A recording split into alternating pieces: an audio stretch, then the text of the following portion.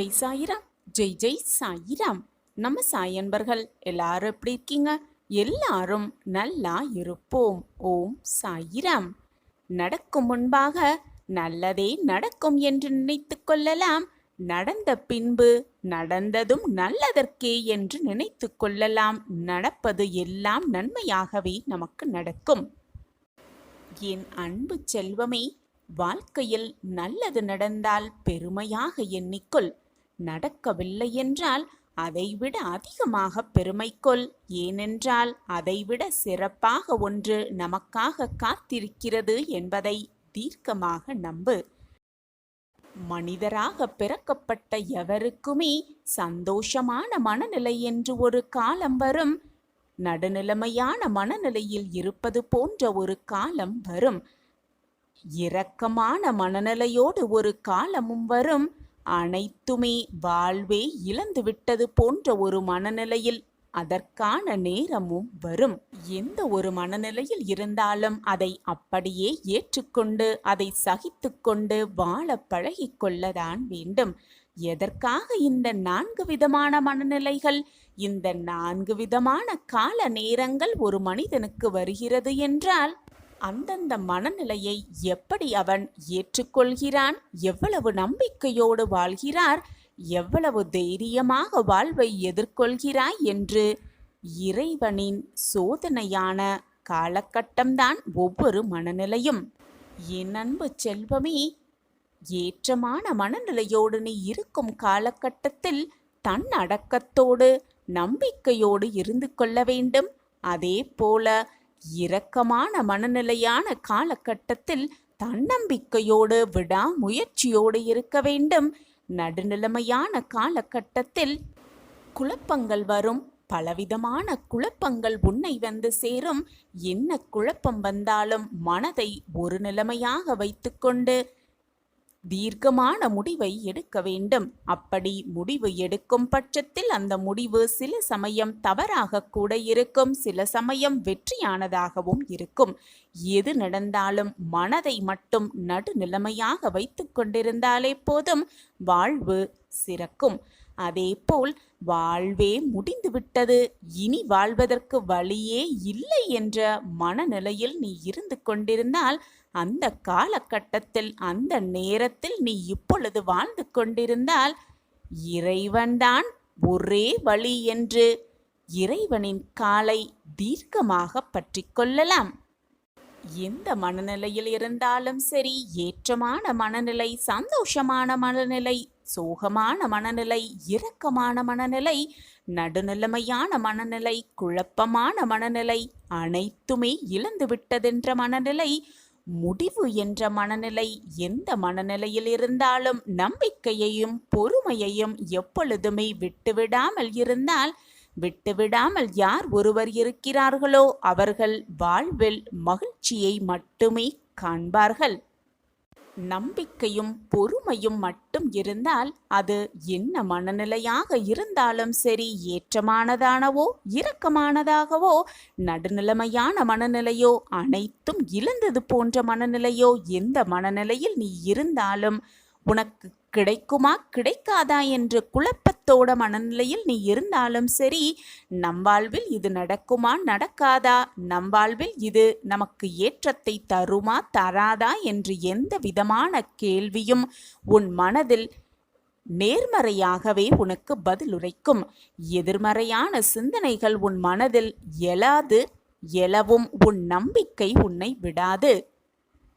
எந்த மனநிலையில் இருந்தாலும் தெளிவான முடிவுகளை, வாழ்வில் வெற்றி பெறுவதற்கான முடிவுகளை, என்ன நடந்தாலும் வாழ்வில் தைரியமாக நிற்கும் அந்த மனநிலையில் உன்னை அந்த நம்பிக்கையே அழைத்து செல்லும். நான் உனக்கு துணையாக எப்பொழுதும் பக்கபலமாக 8 திக்கிலும் இருந்து பாதுகாத்து கொண்டிருக்கிறேன். தேவையில்லாத மனநிலையை நீயே தவறாக முடிவெடுத்து விடாதே. குழப்பமான மனநிலையில் இருக்கும் பொழுது எடுக்கும் முடிவு எப்பொழுதுமே தவறாகத்தான் இருக்கும்.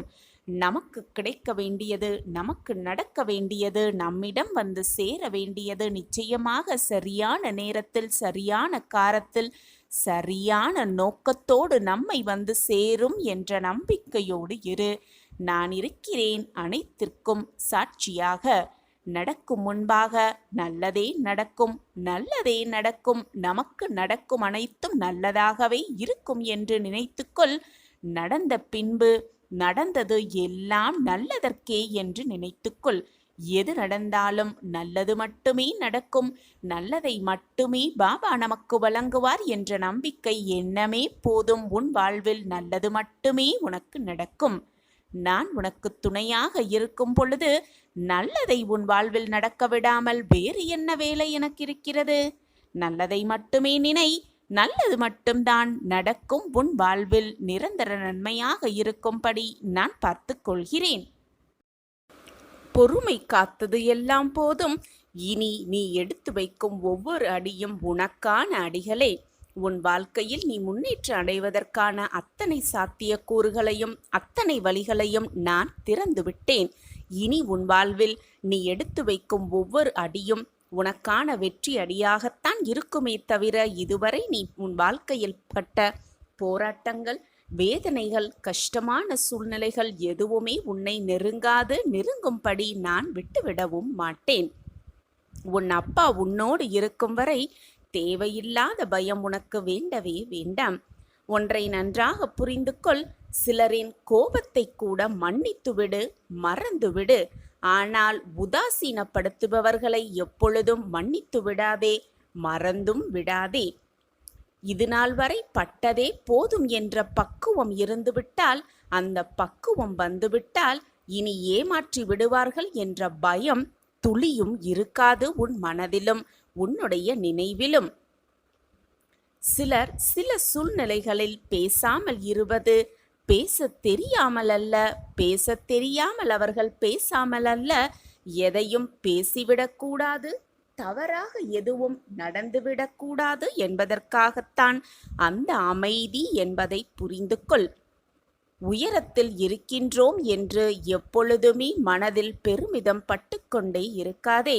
ஏனென்றால் தவறி விழ நேர்ந்தால் தரையில் இருப்பவர்களை விட உனக்கே பாதிப்பு மிக மிக அதிகமாகவே இருக்கும். எனவே தலைகணத்தோடு எப்பொழுதும் இருக்க வேண்டிய அவசியமே இல்லை. ஒன்றை நன்றாக புரிந்து கொள். உன்னை தூசி என்று நினைப்பவர்களிடம் தூசியாகவே இருந்துவிடு. அப்பொழுதுதான் அவர்கள் கண்ணில் நீ படும் பொழுதெல்லாம், அந்த தூசி படும் பொழுதெல்லாம் ஏன் அப்படி நினைத்தோம், ஏன் தூசி என்று நினைத்தோம் என்று அவர்களே கண் கலங்குவார்கள், அவர்களே வருந்துவார்கள். ஏன் அந்த சொல்லை சொல்லிவிட்டோம் என்று.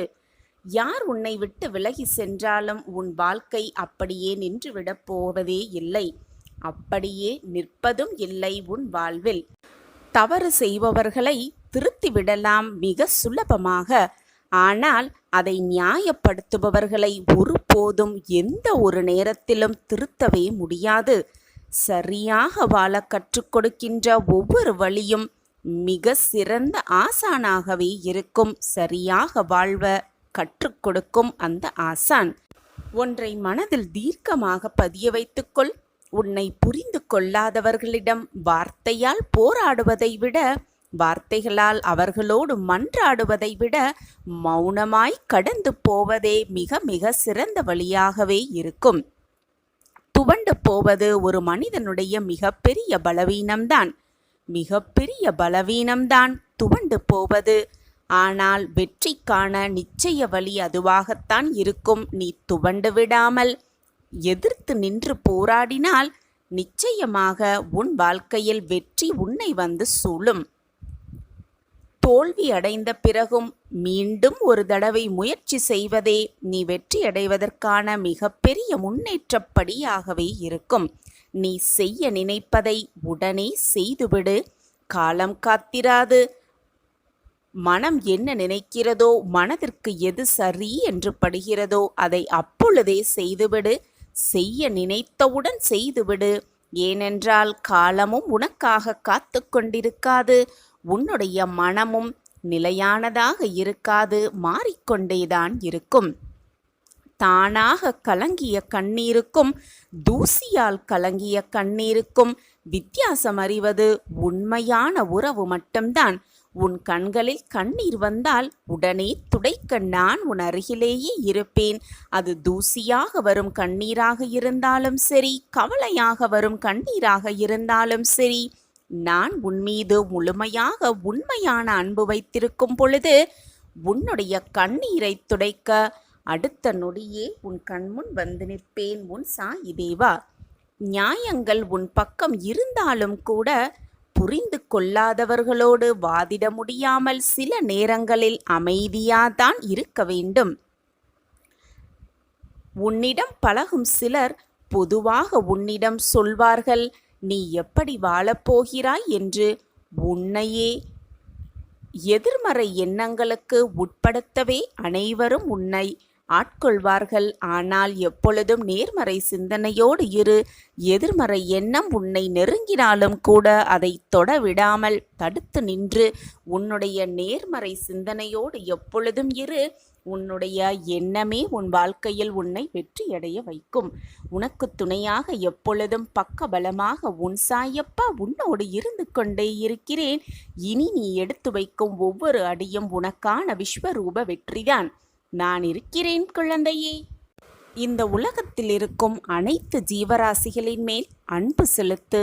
எப்பொழுதும் மற்றவர்களை காயப்படுத்தும்படி பேச நினைக்காதே. எப்பொழுதும் மற்றவர்களுக்கு உன்னால் முடிந்த உதவிகளை செய்து கொண்டே இரு. தேவை என்று வருபவர்களுக்கு உன்னால் முடிந்த உதவிகளை செய். அப்படி நீ உதவி செய்யும் பொழுது அவர்கள் சந்தோஷப்படும் அந்த ஒரு நிமிடமே போதும். உன் வாழ்க்கையில் நீ மிக பிரம்மாண்டத்தை சர்வ நிச்சயமாக காண்பாய்.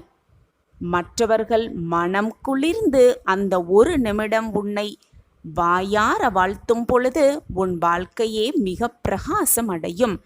மற்றவர்கள் மனம் நிம்மதி அடைந்து சந்தோஷமாக ஒரு பார்வையை உன்மேல் பார்க்கும் பொழுது உன் வாழ்க்கையே பிரமிப்பாகவே இருக்கும். மிக பெரிய சந்தோஷம் உன் வாழ்வில் பிரகாசமாகவே வரும். இந்த உலகத்தில் முடியாதது என்று எதுவுமே இல்லை. எதுவானாலும் மனம் மட்டும் தளர்ந்து விடாதே. எதுவானாலும் மனம் தளராமல் போராடுபவன்தான் வாழ்க்கையில் மிக சுலபமாக வெற்றியை தன்வசம் ஆக்கிக் கொள்ளலாம்.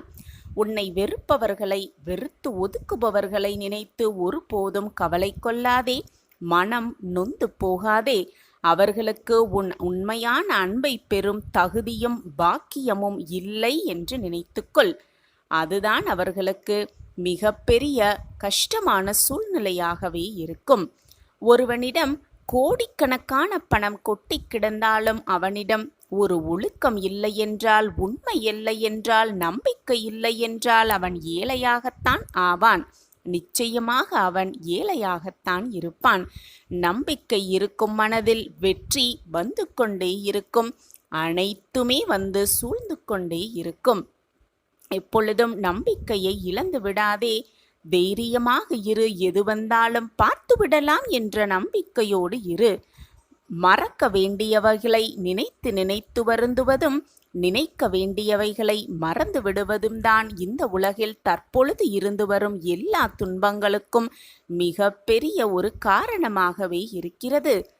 உன்னுடைய சிந்தனை முழுவதுமே சாயிநாதர் மேல் வை.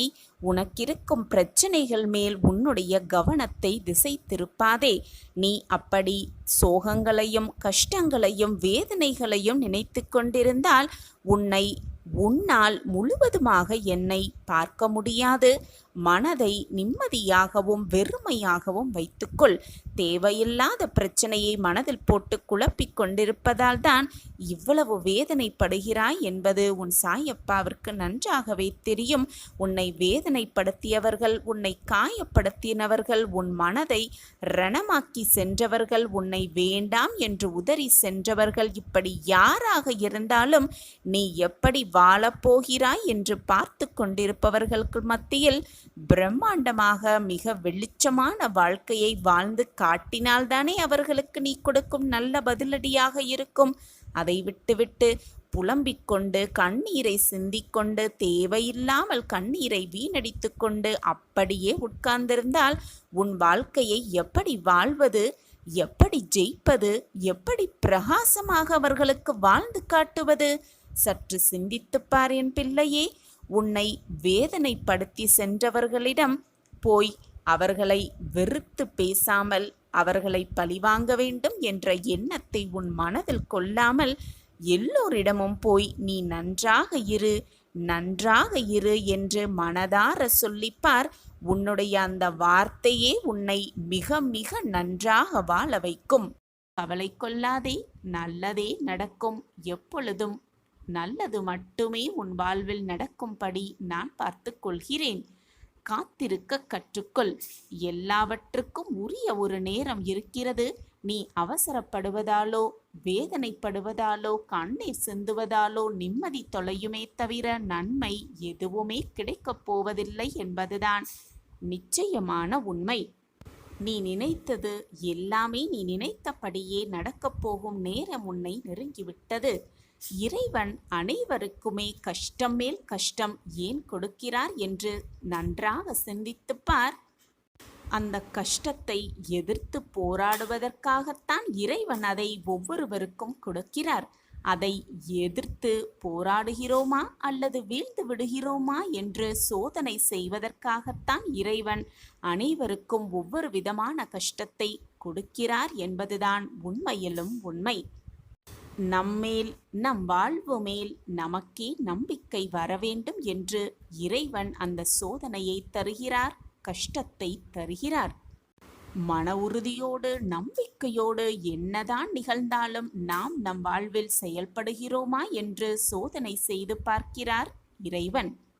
மற்றவர்களுக்கு நன்மை செய்யணும், மற்றவர்களுக்கு நன்மை நாம் நினைக்கிறோமா அல்லது தீங்கு இழைக்கிறோமா என்று சோதிப்பதற்காகத்தான் இறைவன் கஷ்டத்தை நமக்கு தருகிறார்.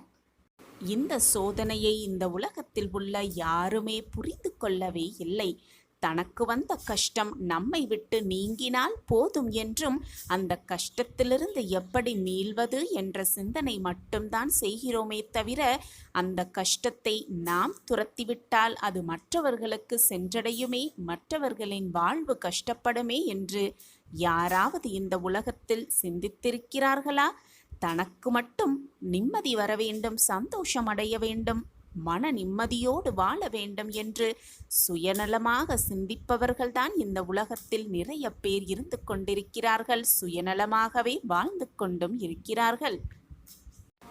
இறைவனிடம் போய் பிரார்த்தனை செய்யும் பொழுதும் நான் மட்டும் நன்றாக இருக்க வேண்டும், சிரமமில்லாத வாழ்க்கையை நான் சந்தோஷமாகவும் நிம்மதியாகவும் வாழ வேண்டும் என்ற வேண்டுதலை தான் ஒவ்வொருவரும் இறைவனிடம் வைக்கிறோம்.